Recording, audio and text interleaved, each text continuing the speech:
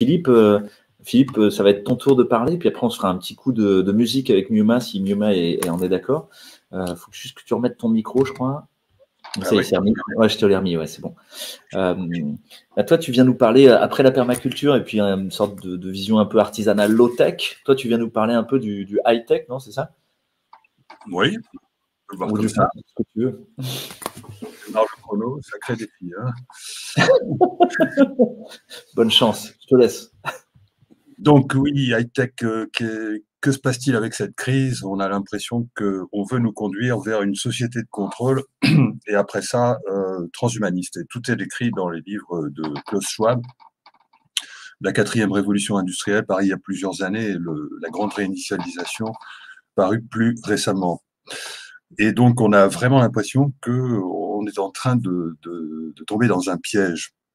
Et ce que je voudrais expliquer, c'est qu'en fait, c'est le contraire. C'est-à-dire que ce qui arrive, c'est-à-dire que le virus, c'est pas quelque chose qui nous a piégés dans un horizon transhumaniste, c'est au contraire quelque chose qui va nous en sortir.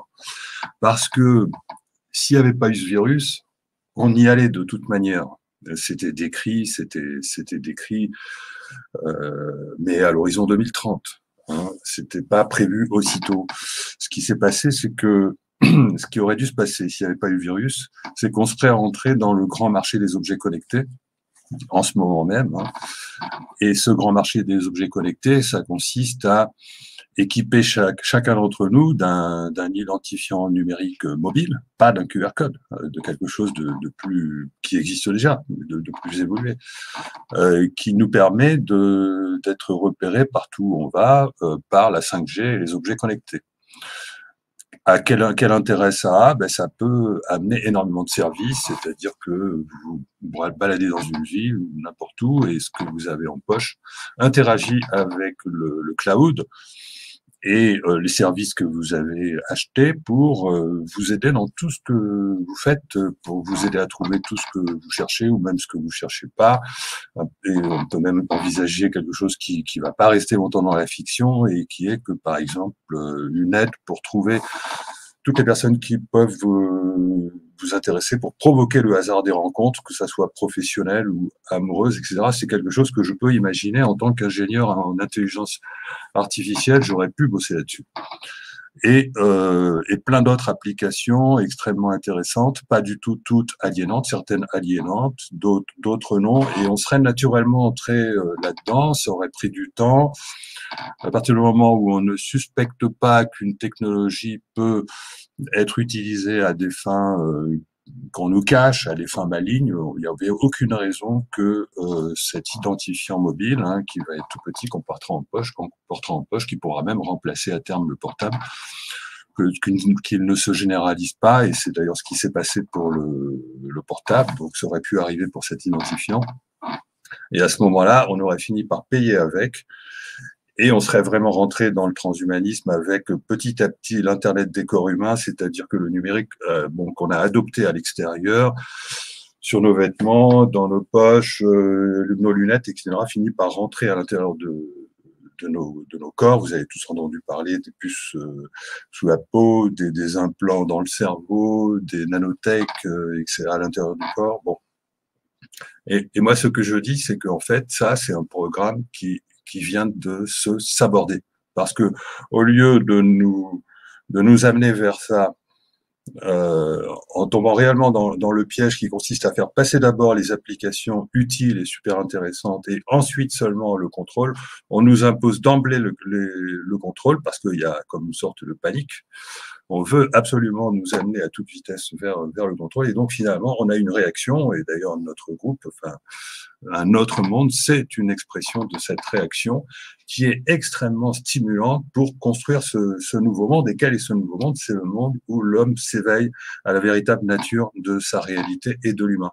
C'est-à-dire que on allait, à cause du fait qu'on est plongé dans une idéologie matérialiste depuis des siècles, on allait on est dans le matérialisme et donc on allait naturellement vers le transhumanisme. Mais depuis 40 ans, je vais dire, ou 70 ans, la science et notamment la physique a fait d'immenses progrès qui nous montrent que, attention, on s'est trompé sur la conscience n'est pas le produit du cerveau, c'est autre chose. Et en même temps, de très nombreux phénomènes inexpliqués commencent à être étudiés scientifiquement ou commencent à être avérés par les autorités. Et bon, j'en fais la liste rapidement, les états de conscience modifiés, les perceptions extrasensorielles, les sorties de corps, expériences de mort imminente, les synchronicités, les ovnis, mais on pourrait aussi rajouter la médiumnité, etc. Enfin, bon. Et tout ça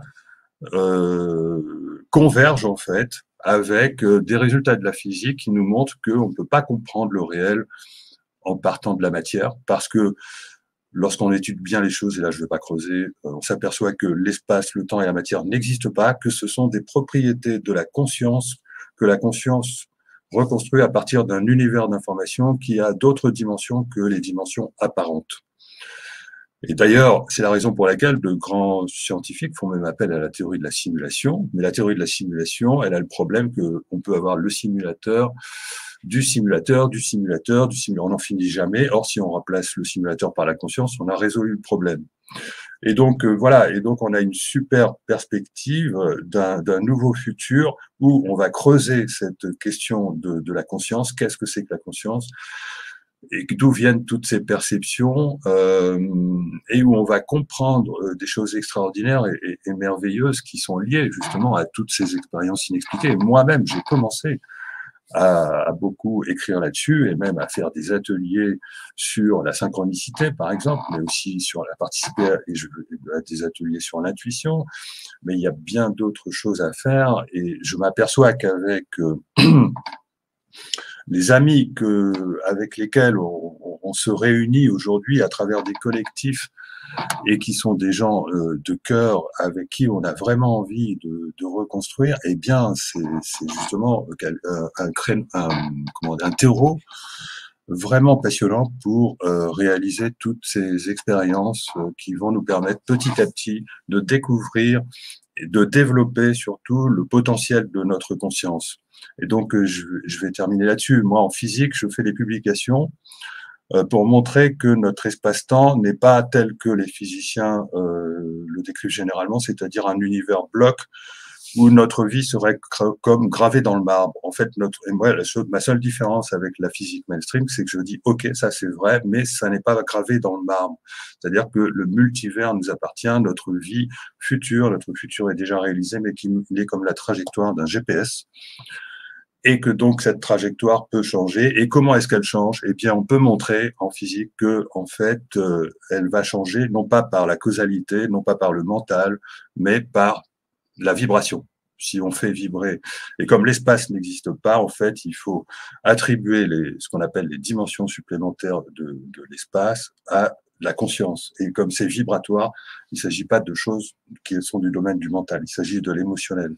C'est pour ça que je conclus mon livre et je tiens les 8 minutes en disant que on construit notre meilleur futur via nos pensées portées par la vibration de nos émotions. Voilà, je termine là-dessus. Waouh, ben, tu as réussi à résumer 3 de tes bouquins en moins de 8 minutes. Je suis hyper impressionné. Merci Philippe. J'ai regardé le chrono, mais je m'impressionne moi-même. Non, mais c'est beau, vraiment. Moi, je suis très impressionné parce que tu arrives à transmettre un nombre d'idées très impressionnant en partant d'un constat effectivement très sombre pour arriver au fait que par nos émotions, nos pensées et l'ensemble de nos actes aussi, on peut transformer le monde. Et que la physique le dit, quoi. C'est pas juste. Ça peut le dire à la physique, d'autres diront que. Mais oui, la physique d'un autre monde le dit. Merci beaucoup. On va recevoir Miyuma.